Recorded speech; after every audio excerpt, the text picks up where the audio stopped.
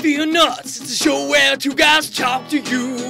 Even though you can't talk back, Mr. Beatnuts will feel so much to talking guys. Last 30 minutes to an hour, those two guys that I mentioned have a show named FearnutZ. And you should watch it right now. Hello, and welcome to this week's episode of the FearnutZ Hour, the best half-hour show on the internet. I'm Mr. Beatnuts. Along with me always is Fearsome. What is on topic for today? Today we're going to talk about cryptids, or monsters that may or may not be real. And we're going to try and stay away from the Hollywood mainstream. Everybody knows about Bigfoot and vampires and things like that. So we're going to try and go with some that, well, at least the American public at large isn't really familiar with. Actually we're going to start with the, I think it's pronounced Jiang Shi, from China. And it's kind of like a cross between a vampire and a zombie. It sometimes drinks blood, sometimes sucks the chi or life energy out of you. And the thing that I love about this, though, this one, is the way it gets around is it hops with outstretched arms, kind of Frankenstein style, you know, old school Frankenstein, and hops around. And there's actually some logic behind this. They figure it's dead, it has rigor mortis, so it's going to be limited on its flexibility and mobility. So that's how it has to get around. It's just awesome, because who would be afraid of that? If I saw some guy just hopping at me like this, I'd be laughing my ass off. I wouldn't be like, oh my god, it's a vampire zombie thing. Yeah, and you can actually see this a lot in Asian cinema with their horror movies. They actually portray, you know, vampires. There's a movie that I got for free because I was told it was the worst movie of all time called Vampire Hunters. And it's where I first learned about the hopping vampires. Yeah. And that movie is awesome, by the way. I mean, it's horrible, but it's awesome. But just in case you're ever attacked by one, we're also going to try and give you tips on these things. The Jiang Shi is afraid of mirrors, rooster calls, black donkey hooves, vinegar, handbells, black dyed thread, axes, and brooms. So even if you get attacked by this, chances are there is something you can fend it off with nearby. It's afraid of brooms, for God's sake. Oh, so that one's good stuff. Yeah, I feel like the Western vampires are a tad bit more frightening than the Eastern vampires. Yeah, I mean, that one would just be hilarious, especially because a lot of people have, like, their phone alarm or ringtone set to rooster calls. I mean, this would do horrible in the United States. It would be shitting its pants all the time. It's like, a broom! Ah! Well, if you see someone freaking out about a broom in rooster calls, you might want to just kill it. Yeah, it's probably a vampire zombie from China. Especially if you see it hopping away in fear. Just play it safe. Alright, next, let's move along to the Tikbalang from Philippines. It's a tall horse that walks on two especially long rear legs. And it's not really a monster, I guess. It's supposed to be like a forest spirit that kind of protects the old trees and stuff. And he's basically just kind of a dick. He basically just tricks and confuses travelers. Like, I mean, basically if he sees you walking anywhere near his, like, forest or trees or whatever, he's just going to create, like, illusions and trick you into walking into an endless loop throughout the forest. So, if you're hiking in the Philippines, though, and you seem like you've wandered by the same place, like, 20 times, there's a way to ward off the Tikbalang. Just turn your shirt inside out. And it apparently can no longer do anything to you. So. It confuses him, because he's like, that's a different person. He didn't have that tag on the back of his shirt last time. So yeah, so if we ever go hiking in the Philippines, I'll probably do that just to be safe. You know, I mean, if I'm in the Philippines... I mean, if he sees you originally with your shirt inside out, will he not mess with you? Oh, no. If you... And there's two ways to get around it. One, you can either wear your shirt inside out, and it'll let you pass. Or two, if you see it, you can politely ask it to let you pass, and it will let you pass. Yeah, I mean, he's kind of a dick, but he's also kind of a good guy. Well, here's the thing. It's if you see it. It's not like he presents himself. He's not like the trolls under the bridge, you know? He's still hiding in the woods. You just have to be like, I see ya! I found ya! Hey, is it cool if I go by? Then. So, I mean, yeah, if you like hide and seek, then yeah, he's not that much of a dick. Yeah. It sounds like it'd be a fun guy to have at parties. But he's one of 2 horses that made it on the list. The other one's the water horse. And this is from the United Kingdom, England, Ireland, and actually some other countries. It's a fairly common legend stretched out, especially across Europe. I mean, it's what, for Lord of the Rings fans, they actually based Arwen's, water horses that she used on this legend. There's a lot of different names, but it's basically just the water horse. It's kind of like all the different names for the Bigfoots and stuff. It's the usual traits that it shares is it looks like a horse, but rather than like a horse hide, it's got a hide and texture to it more like a seal or an otter. And it usually appears wet at all times, even when it's out of the water, because it can shapeshift. Well, it's kind of disputed on whether it shapeshifts or not, because it can create illusions, because it has like magical breath that it can breathe out of its nostrils and create illusions. So it could just trick you into thinking it shapeshifted or whatever. But even when it takes the form of a human or anything, it still appears wet. And there will sometimes be like seaweed and stuff in its hair. So if you see a hot, wet chick that's trying to lure you into the water in Ireland, still go ahead and bang her. It could be an Irish Springs commercial, so just risk it. It's cool. I mean, worst case, you fuck an awesome horse shapeshifter. Well, not really, because as soon as you touch the horse, the way it kills you is it makes its skin sticky. It like secretes this stickiness, and then it drags you underwater. Because you'd be like, oh, it's gross. It so is sticky. gross. But the best part of this is one of the fables that centers around this animal. It's about a boy. It's a group of children, and like they're all like, oh, the horsey wants us to ride it, and they get on. The boy's like, I don't know, let me pet it, and he pets it, his hand gets stuck, and he's like, holy crap, little boy doing this. It's like, oh god, it's a horse. I should have known better, because all horses are evil. Cuts his own hand off, uses a stick from the fire to cauterize the wound, leaves his friends, and runs to get help. And that's a pretty hardcore little kid. I mean, I don't think I would just cut my own hand off now and cauterize the wound. I'd be shanking that horse. If I got a knife, I'm stabbing that stupid horse. But then your blade's just going to get stuck. Well, so you better make sure it's a killing blow. Well, I mean, you aim for the neck or the heart. You're right Maybe it there won't anyway. even feel it. Maybe, but better to try than cut off my own hand. Well, you're still going to have to cut off your own hand, or you're going to have to drag a horse with you everywhere. No. Because once it dies, is its skin still going to be sticky? It may be. And you got a whole group of kids on the back of the horse to help you push it. That's true. You got to just work as a team. Yeah, exactly. Just drag it along. And I'm riding on top while they like handstand and walk it along, because I just saved all their asses. But anyway, do you have anything to add to the water horse? I think we covered it pretty well. I hate water horses. I hate horses. Yes, they're so stupid. Horses are dumb. And, I mean, horses are bad people. We've learned that. They are. Alright, next is the Sirrush. And this is Babylonian in origin. And this one has been debated a lot, because there's some people that really think it was real at one point. But basically, it has like a serpent body, kind of like a dragon or a big lizard type body and head.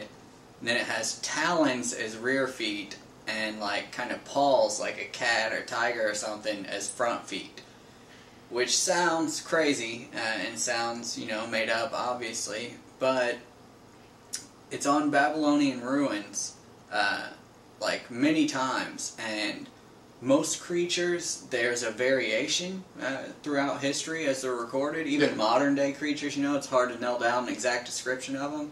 This one, like, is exactly the same over a huge span of time. We're talking hundreds of years. Stayed exactly the same. And on, what was it, the Ishtar Gate ruins. Yeah, that's where it's most of the Dragon of Ishtar. Yeah. You can also look it up. Yeah, the Dragon Ishtar is another name it goes by, yeah. It's featured alongside real, legit animals, like lions and shit. There's no indication that it was ever considered mythical or anything at that point. There's some animals that have gone extinct that are also featured on there. Like, there's a relative of the cow, which is now extinct, that was right next to it. Yeah, and it's all real animals beside it, so it's, as far as I know, to this date, they've never found any, like, physical proof outside of that, but even if they did, there's no telling if they would piece it together, because if you found bones it might of look like multiple paws, animals. yeah, you would think, oh, these 3 animals were fighting and died by each other or whatever. So that's an interesting one that people should definitely look into. It's definitely based somewhat. We can connect it back to things like the raptors, who are believed now to have been feathered, kind of more than actually reptilian. Yeah. Yeah, dinosaurs is crazy. Alright, this one, should we cut this one from the list? Do you think we're going to have time with your edition? I think we're going to be fine. Okay. Alright, we'll cover the Manananggal, or whatever it's called. We'll try and put spellings up for these in the description so people can look them up if they want. But it's from another one from Philippines, and it's like a witch, monster, vampire, demon thing. It's easy to tell if that's what's attacking you because it separates itself in half. Yeah. Like, in order to go out and hunt at night or whatever, the torso flies off the legs and just leaves the legs standing there. And so if you find some legs standing there, if you can do something to prevent it from returning to its legs, it'll die at sunup. And basically just put like a plate over the top of the legs. Well, actually, there's some really easy things because it can knock the plate off. Yeah. But there's some other remedies too. But it basically flies around. It'll attack people. It'll like drink their blood or whatever. But its favorite thing to do is it has kind of a silly straw tongue that it like attacks pregnant women and tongue rapes their belly button and drinks out the fetus. And that's like its MO. Yeah. Like, that's like its favorite meal or whatever. But if you smear ash, salt, or garlic on the legs, it can't return to it and it dies at dawn. Which, see, that's when my smoking would come in handy. Because we would have ash on us. You know, I'll probably accidentally kill like 50 of those if we go to the Philippines. Because I'll just be like, look at this weird leg-shaped ashtray. Boom, just killed a monster. Nice. Like that. Yeah. And if you go up against the monster itself, like as a whole or just the torso or whatever, you can fight it off with the stingray tail, which you can put on the end of a whip. Yeah. For a Manananggal weapon. And if you don't have something quite that exotic or badass, because I mean that's pretty badass. That would be a cool reason to carry that around. Stingray took out Steve Irwin. Yeah, and I mean if you take down Steve Irwin, you're a bad motherfucker. Yeah. But if you don't have that, it's also afraid or weak against daggers, light, vinegar, and spices. So basically, if you have a pocket knife, you can take this thing on. Or if you just carry, some spice around. It's like, I feel like cooking. I mean, if you have if you went to KFC earlier and you got a little packet of pepper in your pocket. Or just throw a piece of the kernel. That's 12 herbs and spices. Exactly. Well, but I want that chicken. I don't want to waste it. I don't want to eat it off a dead witch demon thing. Well, you can throw like a Just leg some or skin. something. Maybe a little bit of skin, yeah. Yeah. But that's the best part. Or just trick her into, like, you know, taking a bite of one. That's Like, true, have too. you had the You Colonel's can't original resist the recipe? Colonel. Exactly. Alright. Now this one I was really fascinated with. This isn't necessarily a monster. This one's called the Bloop. And some people may have actually heard of this one. It was detected in the ocean, like just west, a little west off the coast of the southern point of South America. And what it was, in 1997, the U.S. National, I'm going to read this so I make sure I get it right, National Oceanic and Atmospheric Administration detected the loudest noise like they'd ever detected in the ocean.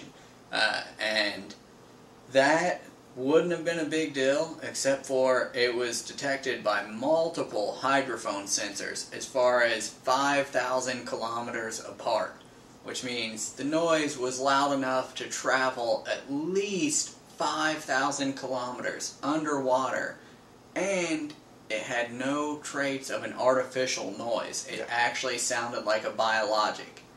And, like, we're talking about, like, the blue whale is, like, the loudest known animal in the world.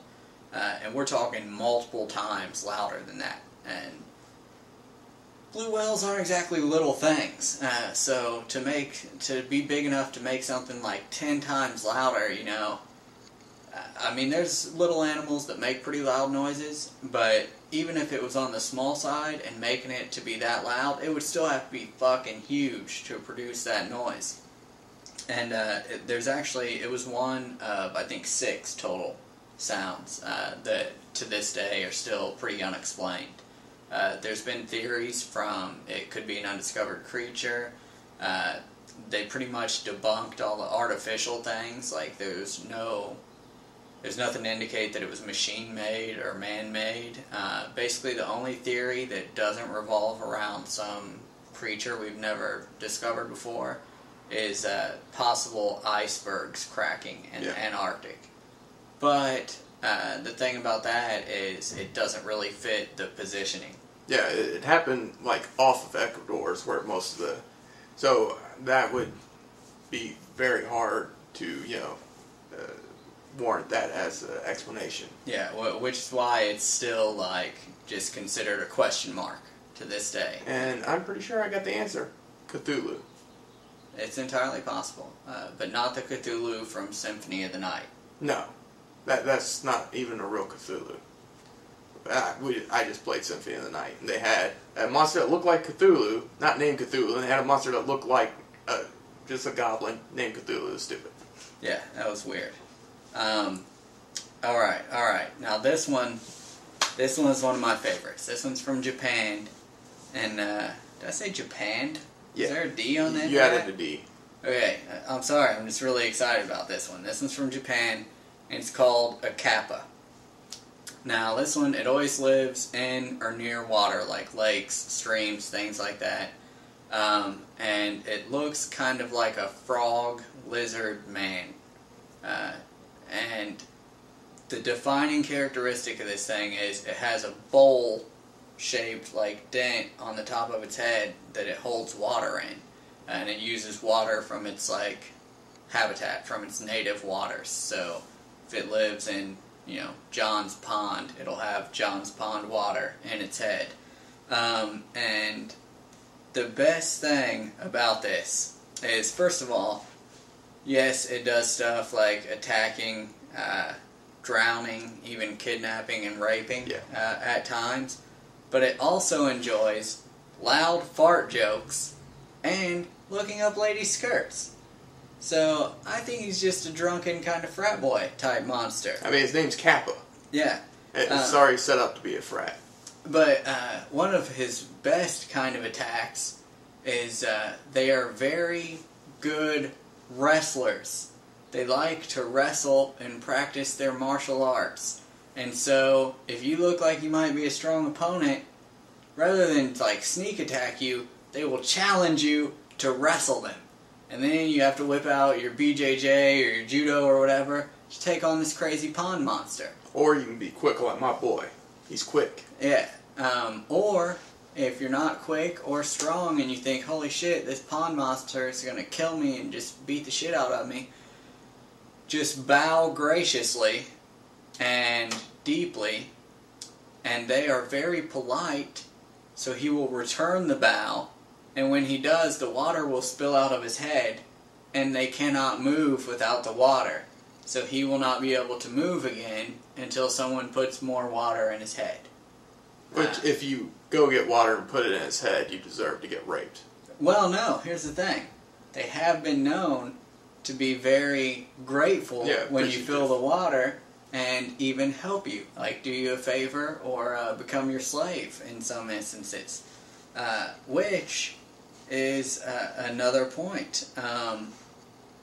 They enter into contracts and they're very honor bound. So if he willingly enters into a contract with you, then it's all good. Like, he'll be your bro for life or whatever. And even if you trick him, like if you're like, oh, I bet you know that I can fart louder than you, and if you lose, you gotta be my slave, and you fart louder than him, and he'll accept that because he loves the fart jokes. You have a Kappa slave for life. And so that's pretty awesome. That is an awesome, awesome monster. There's something else I want to cover about it. Oh, yeah. Supposedly they're also very knowledgeable in medicine and even gave the Japanese people the ability to set bones. Yeah. They were the ones that taught the Japanese how to, like, splint and all that. So, I mean, it's a pretty badass monster. I like him. He's polite, you know, he's funny. He likes martial arts. Oh, fart jokes aren't funny. Listen, the Kappa says it's funny. It's funny. I'd whip his ass, but No, you'll never laugh at another fart joke. No. Yep. He is a skilled wrestler. He will take you down. Set it up. You set that shit up. Hey, when we're going to Japan at some point, we'll look for some Kappas. I'm down. Okay, alright. You want to go Monkey Man next or Skunk Ape? We can go Skunk Ape. Okay. This is one that is a little bit more well known, but it's probably the biggest local cryptoid we have. And that's the Skunk Ape, which is a Sasquatchian style giant ape man, but he has a couple cool features about him. One, he has jet black hair, and two, as the name implies, the smell is horrible. Supposedly you have like this horrible rotten egg smell like minutes before he even shows up. And there's been stories connected to him, mostly in Florida, but all the way up to North Carolina. And mostly lives in the swamplands. But the coolest story I found about him was there was a fisher who smelled the smell, looked up, and saw an alligator being thrown about 20 feet towards him from the bank. And that story is the only reason the Skunk Ape made the list. But that's awesome. Because I think it's just a Bigfoot ripoff. To me, the Skunk Ape's like the Bigfoot, the Yeti, all those. But that is a pretty awesome story. I mean, if that is what separates him, his propensity to use alligators as weapons, then that's a cool little characteristic to have. I can appreciate that. And he smells. And see, that I don't appreciate. That is the one sense that I cannot stand to have offended. You can offend almost any other sense I have, but smell, if you fucking stink like ass, you need to go over there. Yeah, I hate the Skunk Ape too. If I smelled him, oh my god. You wouldn't want to see him throw an alligator? I don't think I'd be able to. I mean, if we go Skunk Ape hunting, we're going to have to go 1 week when I'm like sick or something and just congested.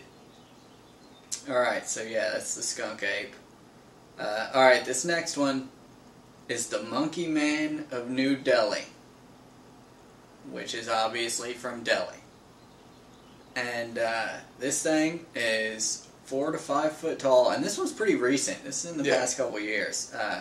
It's 4 to 5 feet tall, hairy, wears a motorcycle helmet, has metal claws and red eyes. and 3 buttons on its chest.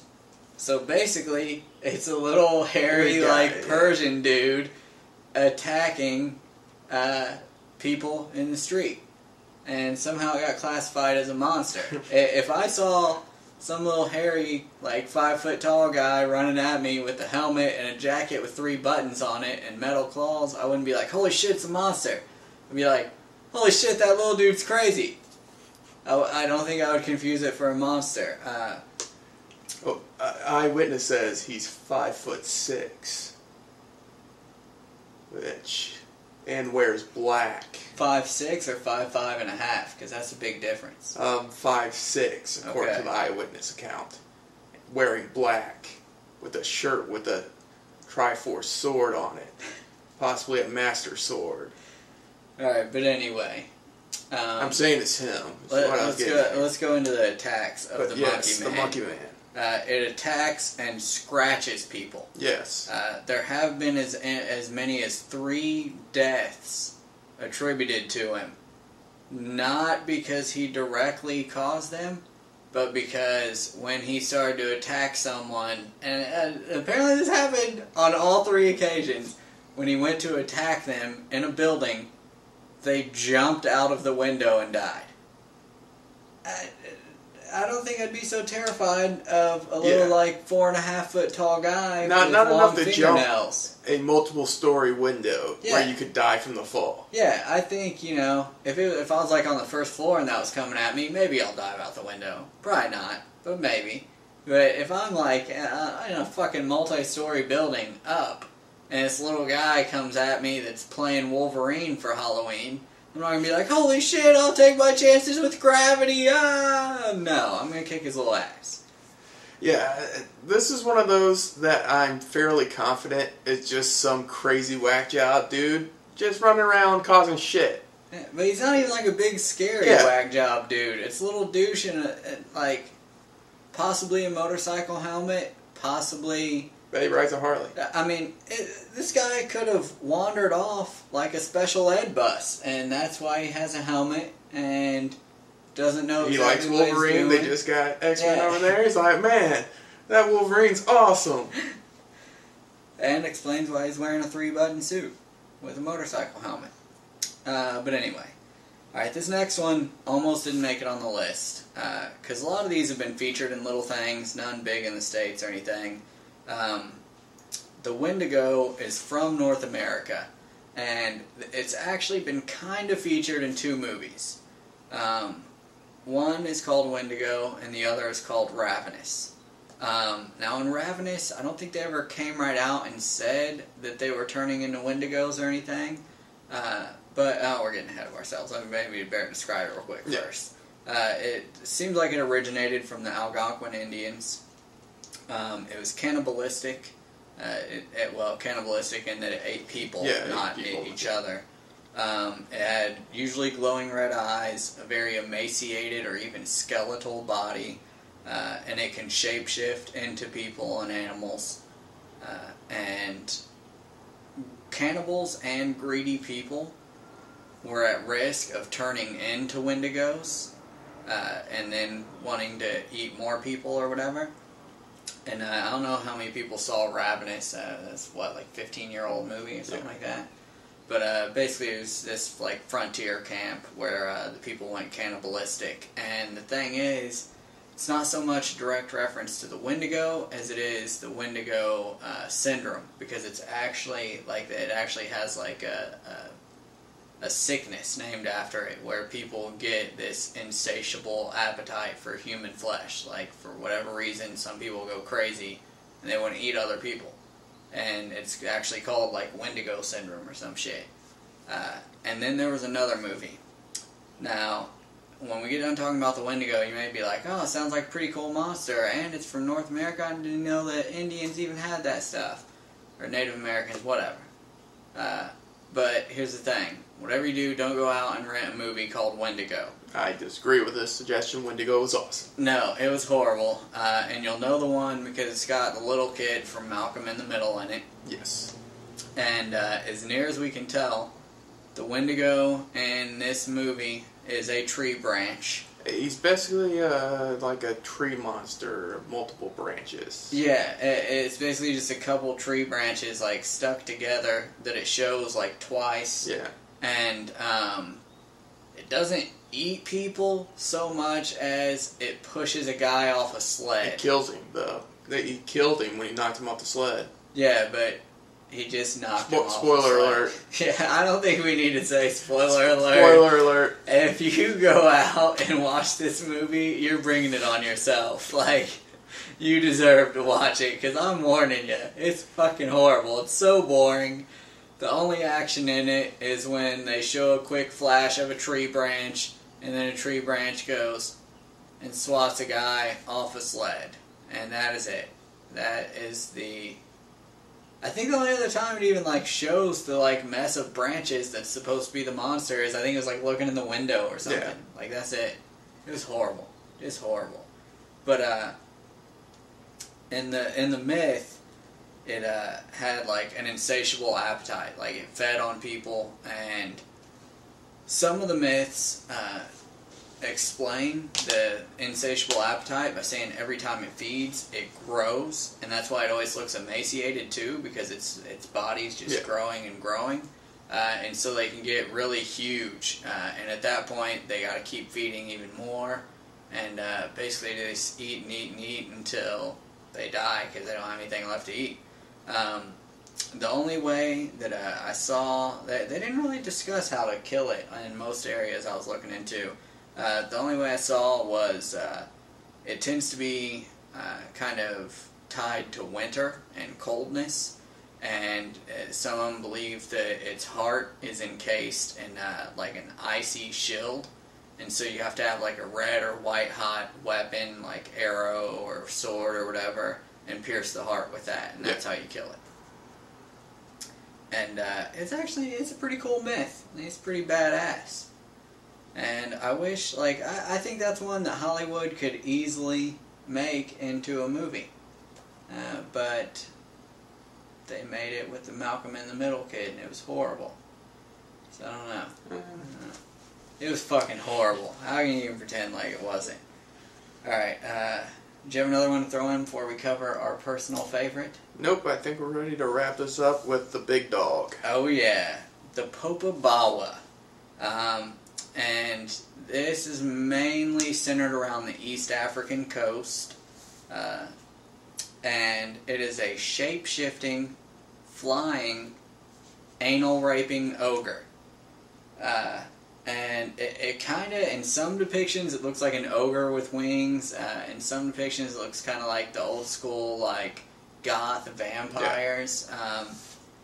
It varies, but it's shape-shift, so it doesn't matter. It could all be the same thing. But what it does is it visits you in the night and anally rapes you. And this is man, woman, or child. In fact, it has been known to rape an entire house. Yeah, family. Like, just go room to room. And some legends say that it can, like, paralyze you, that it has, like, some, like, mist. It can shoot out and paralyzes you, and that allows for the raping. Some say it just sneaks in and rapes you and doesn't even bother paralyzing you. But here's the kicker. It has been known to rape you and then demand you tell your friends and everyone on the block. And if you don't, it will come back again and again to rape you repeatedly until you publicly admit that you're being raped by a Popobawa on a nightly basis. This is another one I'm pretty sure is just a guy Yeah. that loves raping. He's like, man, you better tell your friends about this. This is some good raping, isn't it? Yeah, this is another one that we're pretty positive is a dude. Even if it's not, especially if it's not, it is the scariest monster of all. It could be a group of dudes that just, we're shape-shifting because it's a different guy raping you tonight. Yeah, well, I think it's one dude who just has, like, copycats. Or maybe a bunch of costumes. He just comes in with a mustache the next night. Not same dude. Popobawa shapeshifted rape coming your way. He's got, like, an ogre costume. I'm pretty sure it's gonna look like Ogre from Revenge of the Nerds. You gotta wonder, like, I mean, this is one of the few monsters where it's like not as easy a clear-cut what if. Because if somebody says, like, what do you do if you ran into a Bigfoot in the middle of the woods? You gotta think, if you got a rifle on you, you'll probably take a shot. If you think you can outrun it, you'll probably go for the run. You know, something like that. With the Popobawa, you really gotta think, am I willing to tell all my friends that a mythical beast flies into the window and rapes me in the night? Or should I just suck it up and continue getting raped and hope maybe he gets tired of me eventually? I would just stop bathing. Like, if you do this, it's just going to be worse just on you. Just shit all over yourself every night. Worse for you every night, friend. Maybe he likes it dirty, though. It's possible. He wants Maybe I'll like it after a while. Maybe you learn to like it. Maybe a Popobawa is just a man who hasn't met the right one. Maybe you're the one that settles him down. You know? Eventually, he comes in, and before he puts his penis in your ass, he puts a ring on your finger. And it's the happiest day of your life. Oh my god, the Popobawa. That, if you look up none of the other ones, because I mean this thing's recent. Like, yeah, like we're talking like within the past like 5 years. Yeah, like recent attacks. Yeah, it's a recent flying rapist ogre. I mean, this one is probably my personal favorite monster of all time. Like, every now and then, when, you know, somebody's talking about cryptids or monsters or whatever, I'm like, I'm going to look and see if there's any Popobawa sightings lately. I want to see if some Tanzanians got raped. If you're planning a vacation, Tanzania is a great place to go. Just go there, bring on your camera, you know, maybe you can bring the Popobawa stateside. That'd be pretty cool. Would you want it to use the paralyzing gas or no? Would you want to have some ability to fight back? I wouldn't want to feel it.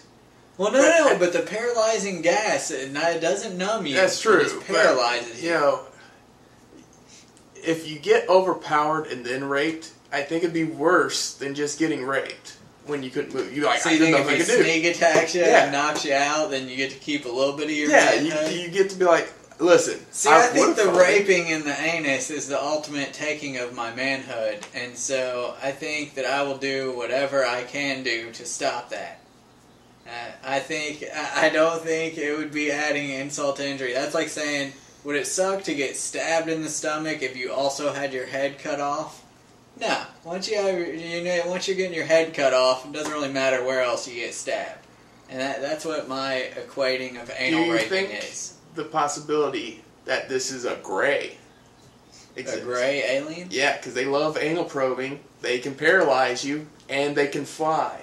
You know, I've thought about that, and an alien almost made our list, but I chopped it off there, mainly because I don't like aliens. If there's one thing I dislike more than the aforementioned horses, it's aliens. Just the grays, mind you. I mean, like... The three-boob chick from Mars, you probably liked her. Yeah, there's nothing wrong with her. You know, there's nothing wrong with, like, the aliens or predators, stuff like that. I don't know, the aliens were pretty slimy and gross looking, too. Oh, yeah, I wouldn't want one to touch me, because they drool everywhere. Yeah.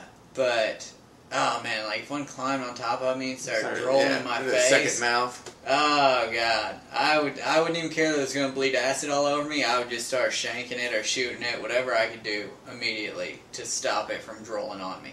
Don't care that I'm going to be eaten away by acid. I just want that drool off of me. It's so gross. So gross. What if the acid blood is even worse and more sticky and gross? Well, it's going to kill you. So it's not like you have to put up with it it on your hand.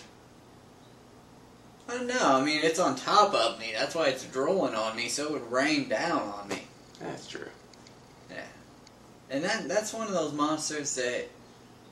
I just have a feeling that most people would resign themselves to being fucked with the aliens. Because, I mean... Like aliens. Yeah. Because how do you fight against those? There are a lot of them. There's a ton of them. They bleed acid. I mean, there's just a ton of shit with those. What we gotta do, get some condoms. I've been saying this for years. Gundams can fight aliens. Gundams can fight zombies. Well, until the power sources. You gotta get solar powered Gundams is what we need. But how smart are the aliens? Because in you think they can make even better Gundams? Well, no. In some of the movies, like they use each other's blood to get through places. Like they'll kill one to like make a hole in the floor or whatever. So if they climb on top and one of them kills the other to melt your through the top of your Gundam, it's a possibility. That would suck. But what if they could build better Gundams? And then you're just like one of the regular pilots in the Gundam universe, and then the Gundam shows up. The aliens or the Gundam wings? And that would suck even worse. We're going to have to cover that at some point, too. Like, how bad. Because that's a rant. Yeah, that's like an entire episode. Yeah. Like, next week, we're on location at Animazement. That's going to be awesome. We're going to talk about probably a lot going to of do an hour episode next week. Most likely. Yeah. I'm going to do my best to try to line up some guests. I'm going to talk to the speakers, see if I can't get anyone to come on. You notice your little hand that you're doing there? I hope it doesn't show up on video, because you were like limp-wristing every topic there. You're like, we're probably going to talk on location, probably going to get silly with it. I don't think I did go limp-wristed. I hope it's in the frame now. That's fine. I don't think it happened. Anyway. We're running way over at this point. If we can get some guests, gonna do the anime episode next week, but then we'll do a special episode based just on the Gundam universe. Especially Gundam Wing, since that's our favorite. Alright. Well, it's your favorite. It's everyone's favorite. No, don't say, the MS team barely edges out with me. And I don't see why that's like nobody likes the I enjoyed MS it, team. but it was the least Gundam in Gundam. It was a very realistic Gundam, which to me, we've had all these discussions, how bad would it suck to be the foot soldiers, and that's what it showed. It showed the foot soldiers, the guys that have to actually do the work. But anyway, we're running way over. Alright, so, as always, friend us on Facebook, follow us on Twitter, subscribe to the YouTube channel. This is the FearnutZ Hour, signing off.